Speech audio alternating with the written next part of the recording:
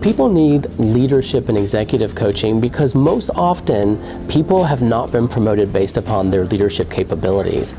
In most organizations, they're promoted because they had a specific area of expertise or a specific area of knowledge.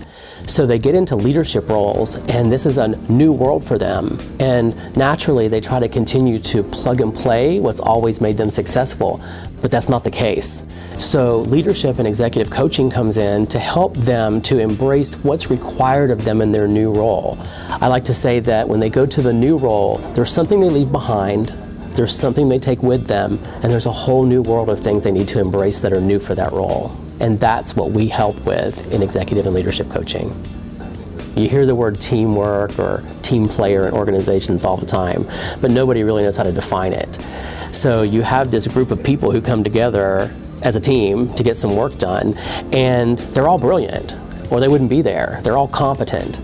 But again, it's that people component that can get in the way. So our team coaching comes in just in time to help them to assimilate as a team, or if they're a team that's been working together for quite some time, there's always going to be some bumps and some obstacles in the road. So that team coaching helps them to come in to develop a deeper layer of trust, to help them to start engaging in productive conflict versus mean-spirited conflict, to help them really to be committed and to buy in to what the team's really focused on, and to really celebrate and focus team results, not just their own individual results.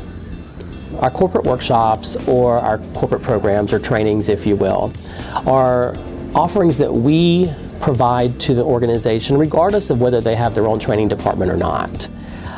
Our workshops are centered around behavioral tools, specifically a DISC suite of tools and the 5 behaviors of a cohesive team. Those workshops are specifically designed to increase awareness of individuals' own working styles and their own behavioral preferences in the workplace. The 5 behaviors workshop specifically is geared toward creating a more cohesive team. Just by the name itself, it implies that. But what it really is intended to do is to create a deeper level of vulnerability-based trust among team members, to help them to engage in productive conflict rather than being mean-spirited in conflict and making it personal. Then we move them to the level of commitment. We get them really clear on what the direction of the team is, what the intention of the team is, and what success looks like, so that they and everyone on the team can be fully committed and bought into the direction. And then we help them to hold each other accountable for those results.